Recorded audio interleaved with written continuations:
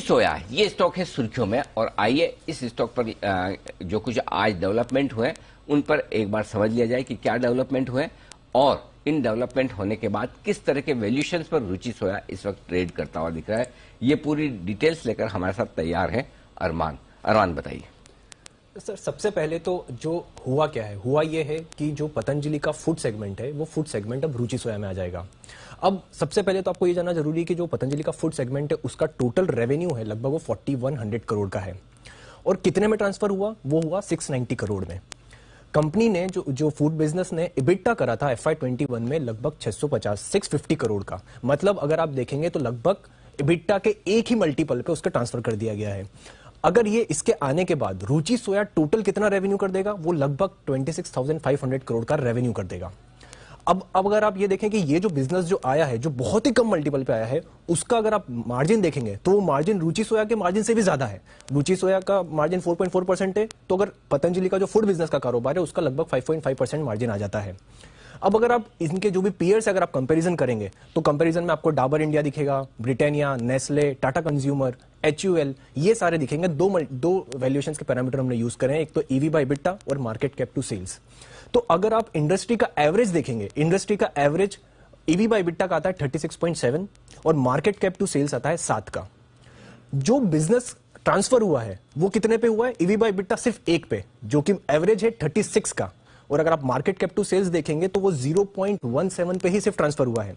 तो अगर मैं सिर्फ 25 का मल्टीपल ही दे दूं अगर इबिटा को, जो फूड बिजनेस का कारोबार है, तो उसी हिसाब से कंपनी का मार्केट कैप बन जाता है 16,250 करोड़ का, और रुचि सोया का प्रेजेंट मार्केट कैप कितना है, लगभग 41,000 करोड़ का। तो कुल मिला के जो मार्केट कैप बन जाता है, ये मिनिमम अपसाइड है ईवी बाय इबिटा के हिसाब से लगभग 58,000 करोड़ का, मौजूदा मार्केट कैप 42,000 का, फिर भी मिनिमम अपसाइड 39% की। अगर आप मार्केट कैप टू सेल्स देखें तो present market cap to sales अगर आप देखेंगे तो एवरेज अगर देखेंगे तो 7 है। अगर मैं सिर्फ 5 का ही मार्केट कैप टू सेल्स दूं तो भी फूड बिजनेस का वैल्यूएशन बन जाता है लगभग 20,000 करोड़ का, और टोटल जो वैल्यूएशन बन जाता है वो बन जाता है 62,000 करोड़ का मार्केट कैप बन जाता है, जो कि जो अभी प्रेजेंट मार्केट कैप है उससे लगभग 49% ज्यादा है। तो कुल मिला के देखेंगे तो ये डील बिल्कुल बहुत ही सस्ते दामों पर हुई है।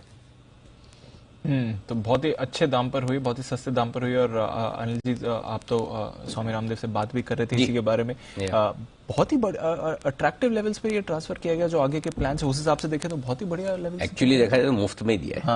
लग रहा है सी सिंपल सी चीज है दीप, देखिए इसमें ज्यादा कैलकुलेशन में फंसेंगे आपको समझ में नहीं आएगा कि एक्चुअली 650-700 करोड़ का एबिटा है, कामकाजी मुनाफा है, और 690 करोड़ का वैल्यूएशन है। इस पूरा पतंजलि के पास जितना फूड कारोबार है वो 4,500 करोड़ की सेल्स करता है और 700 करोड़ के करीबन एबिटा करता है, कामकाजी मुनाफा करता है। उसको उतने में ही दे दिया, वन टाइम एबिटा।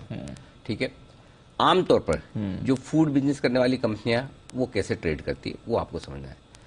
जो सेल्स है उसकी 5 टाइम के आसपास ट्रेड करती है, बेस्ट मतलब मिनिमम 3 टाइम तो करती है। यानी कि आपके 4,500 करोड़ की अगर सेल्स है तो 3 गुना पकड़ लो, 12,000-13,000 करोड़ हो गया, ये वैल्यूएशन होना चाहिए। करेक्ट।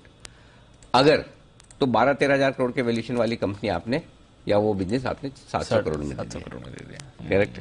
अच्छा समझो, हटाओ एबिटा, सेल्स पे आ जाओ, सेल्स हटाओ, एबिटा पे आ जाओ। एबिटा है आपका 700 करोड़ के आसपास, 20 टाइम आराम से ट्रेड करता है। ओके, ठीक है। 20 टाइम 700 करोड़ का 14,000 करोड़ के आसपास आता है। आप दे रहे कितने में, 700 करोड़। 700 करोड़। ये देख लीजिए। एक सिंपल सी चीज बताऊं, रुचि सोया का प्रॉफिट कितना है, 2100-2200 करोड़ के आसपास। ब्रिटानिया का कितना है, 2100-2200 करोड़ के आसपास। ब्रिटानिया का मार्केट कैप 80-85 हजार करोड़ और रुचि सोया का 40,000 करोड़। और अब फूड बिजनेस और जुड़ेगा। सो अगर सिर्फ आप प्रोमोटर्स और ये इनको अलग कर ले कि भाई आपको किस प्रोमोटर को कितना वैल्यूएशन देना है, क्या है, वो अपनी जगह है। लेकिन अगर सिर्फ 2 स्टैंड अलोन कंपनियों को आप कंपेयर करें, रुचि सोया को किसी डाबर के साथ, किसी टाटा कंज्यूमर के साथ या किसी ब्रिटानिया के साथ, तो रुचि सोया मतलब लगभग एक समझो कि उनसे 1/3 वैल्यूएशन पे मिल रहा है। तो आराम से यहाँ से 2 से 3 गुना वैल्यूएशन, अगर आपको प्रोमोटर लेवल पर कंफर्ट है, कॉन्फिडेंस है कि यहाँ पर न्यूट्रल मानते हैं, उसकी प्रीमियम कम ज्यादा कर सकते हैं। आप स्वामी रामदेव को और किसी और कंपनी के प्रोमोटर को आप कम या ज्यादा रखना चाहिए, वो अपना अपना लुकआउट है। करेक्ट। अगर उसको आप न्यूट्रल रखें तब तो रुचि सोया यहाँ से 3 गुना बढ़ना बनता है। अब वो प्रमोटर के लेवल की आप स्वामी रामदेव को अगर आप ये कहते हैं कि नहीं उनको इतनी प्रीमियम देंगे, कम देंगे, तो कम कितनी देंगे? अगर 1 लाख करोड़ का 90,000 करोड़ का मार्केट कैप बनता है तो क्या 30,000 करोड़ का मार्केट कैप है तो आप उसको डबल करेंगे, कम करेंगे, वो अपने अपने लुकआउट पे। लेकिन सबसे बड़ी चीज, अगर सिर्फ आप डेटा पे जा रहे हैं, वैल्यूएशन पे जा रहे हैं, तो वैल्यूएशन के हिसाब से ये जो डील हुई, ये रुचि सोया के शेयर होल्डर के लिए एकदम बोनस है, इसमें कोई डाउट नहीं। और अभी एक चीज मुझे बताई थी, पिछले 2 महीनों में कौन सा स्टॉक है जिसमें पैसे बने हैं लोगों के? बहुत कम, एक आध गिनती से तो बताइए। होंगे नहीं, मुश्किल होगा। एक अकेला OFS है जिसमें पैसे बने 650 रुपए में देने के बाद भी, और उसके बाद भी अजय 650 का 1150 हो रहा है, नहीं भी करते तो फर्क नहीं पड़ता। करेक्ट। और अगर 650-700 करोड़ का एबिटा वाला बिजनेस अगर ये 2,000, 3,000, 5,000, 7,000, 10,000 करोड़ में भी करते तो कोई कुछ नहीं कहता। लेकिन ये मेरे ख्याल से जो स्वामी रामदेव ने जो जिस वैल्यूएशन पे किया, वो एक इमेज बिल्डिंग वाली प्रोसेस है। Right. कि हम रुचि सोया के शेयर होल्डर्स के फेवर में, पहली चीज। दूसरी चीज ये कि 6% स्टेक इन्हें आगे पीछे और बेचनी है, टाइम है साल भर का, लेकिन वो बेचनी, तो इसलिए वो एक स्ट्रांग मैसेज निवेशकों को देना चाहते हैं कि हम इन्वेस्टर फ्रेंडली है। राइट। इस वजह से इतनी सस्ती डील, क्योंकि अल्टीमेटली सस्ती डील करने के पीछे भी प्रमोटर का भी कुछ तो थॉट प्रोसेस होगा ना। प्रमोटर के थॉट प्रोसेस 2 ही तरह के हो सकते हैं, या तो उनको फायदा हो जी, कि भाई उनकी स्टेक बढ़े या वैल्यूएशन अच्छे मिले, या कंपनी का नाम हो। तो आई थिंक उस ऑब्जेक्ट को ध्यान में रख के ये किया, तो बहुत ही सस्ती डील। अच्छा, अब मैं बता दूं टारगेट का जहां तक ख्याल है, हमारे 1200 रुपए के टारगेट तब थे OFS के टाइम पे, आपके सामने है 1200 रुपए लगभग 1180 तो ही है। लेकिन अब हम टारगेट रिवाइज करेंगे आज की डील के बाद में। 1500-1600 मिनिमम है, और अगर हो सकता है जैसा सब कुछ वो बता रहे हैं उस तरह की परफॉर्मेंस अगर दोनों कंपनियों के मर्जर के बाद में आए, कंपनी के तो नहीं, बिजनेस के मर्जर के बाद अगर वो परफॉर्मेंस आए, तो स्टॉक 2000 होने की भी ताकत रखता है। वो परफॉर्मेंस चाहिए। तो इस क्वार्टर के रिजल्ट देखेंगे, इस क्वार्टर के रिजल्ट के वक्त वो फाइनेंशियल्स और ज्यादा साफ खुल के बताएंगे, वो है।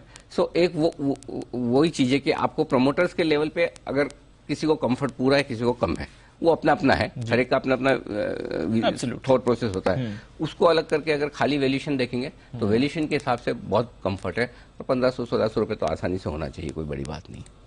और उसके बाद और रिव्यू करूँ, समझ गया। हाँ। और सबसे बड़े आज जिनको ऑफर फॉर सेल में 650 भी लगा है, उनके लिए तो रिस्क भी क्या है, उनको तो सही भाव में एंट्री हो गई, बहुत बढ़िया हो गया।